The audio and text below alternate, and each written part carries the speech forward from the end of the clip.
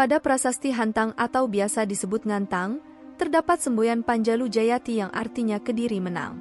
Prasasti ini dikeluarkan sebagai piagam pengesahan anugerah untuk penduduk desa Ngantang yang setia pada Kediri selama perang dengan Jenggala.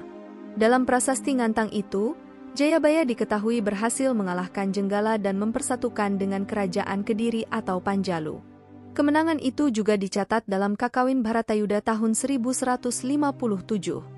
Kemenangan Jayabaya atas Jenggala disimbolkan sebagai kemenangan Pandawa atas Kurawa. Dalam naskah Kakawin Bharatayuda yang digubah oleh Empu Sedah dan Empu Panuluh juga dituliskan tentang kesaktian atau daya linuih yang cukup tinggi yang dimiliki oleh Prabu Jayabaya. Selain itu Prabu Jayabaya juga dikenal dengan sikap kebijaksanaannya. Dengan begitu sosok Prabu Jayabaya menjadi orang yang sangat dihormati pada masa tersebut. Selain menjadi seorang raja, Jayabaya juga dikenal karya tulisnya dengan kitab Serat Jangka Jayabaya yang dipercaya ditulis oleh Prabu Jayabaya sendiri. Dalam Serat Jangka Jayabaya diantaranya berisi tentang peristiwa yang akan terjadi ke depan di Nusantara khususnya di Pulau Jawa. Di antara tulisan tersebut yang fenomenal ialah tanah Nusantara akan kedatangan bangsa berkulit putih yang membawa tongkat, dan tongkatnya bisa menjadi alat untuk membunuh. Ramalan ini diyakini merupakan bangsa Belanda, dan tongkat yang bisa membunuh adalah senapan. Dan berikut adalah ramalan Jayabaya di tahun ini. Ramalan Jayabaya yang pertama, ia meramalkan Indonesia akan dihadapkan dengan melambatnya ekonomi secara keseluruhan. Hal ini disebabkan oleh kenaikan berbagai bahan makanan pokok, di antaranya beras, minyak, telur, dan bahan pokok makanan lainnya. Kondisi ini membuat pertumbuhan ekonomi akan melambat dan para petani dan nelayan khususnya akan merasakan dampak yang cukup signifikan dengan kondisi ini. Ramalan Jayabaya yang kedua, Prabu Jayabaya meramalkan pada tahun ini kondisi Indonesia akan ada banyak bencana alam. Di antaranya banjir bandang yang akan menenggelamkan pemukiman warga, gunung berapi meletus, tanah longsor yang juga akan menenggelamkan rumah warga. Ramalan Jayabaya yang ketiga, ia meramalkan tanah Nusantara akan menghadapi masa yang cukup sulit. Masa ini kemudian disimbolkan sebagai zaman Kolobendu atau zaman kegelapan. Orang Jawa menyebutnya zaman Goro-Goro. Pada masa ini akan ada banyak istri tidak patuh kepada suaminya.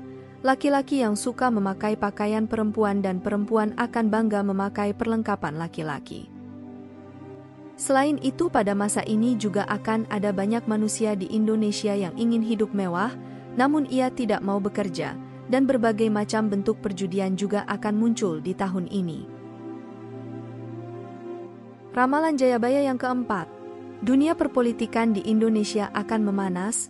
Kondisi ini disebabkan oleh para elit yang akan saling sikut untuk mendapatkan posisi tertentu di sebuah bidang.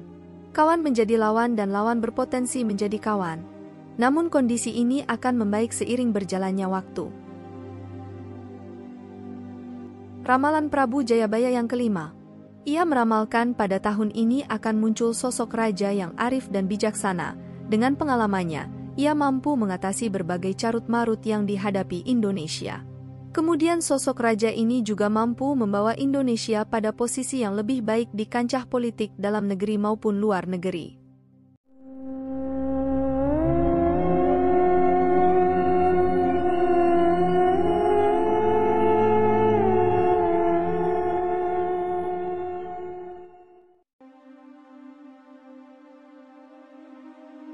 Ramalan Jayabaya menjadi salah satu ramalan yang paling populer sepanjang sejarah Nusantara. Ramalan ini dapat dilihat pula pada kitab Musasar yang digubah oleh Sunan Giri Prapen. Meskipun banyak keraguan tentang keasliannya, tapi bunyi bait pertama pada kitab Musasar menuliskan bahwa Serat Jangka Jayabaya merupakan Prabu Jayabaya sendiri penulisnya.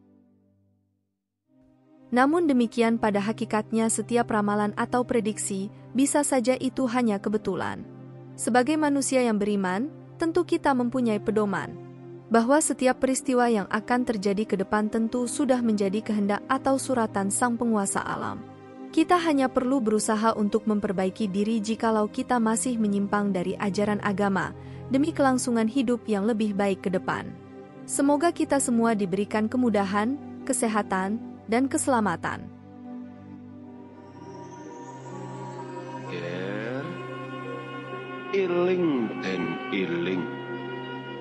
Besok yen wis ana kreta tanpa jaran, tanah Jawa kalungan wesi.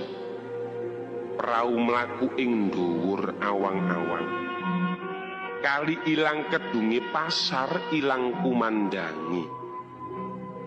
Iku tondo yen tekaning jaman Jayabaya wis cedhak. Bumi saya suwe saya mengkerep.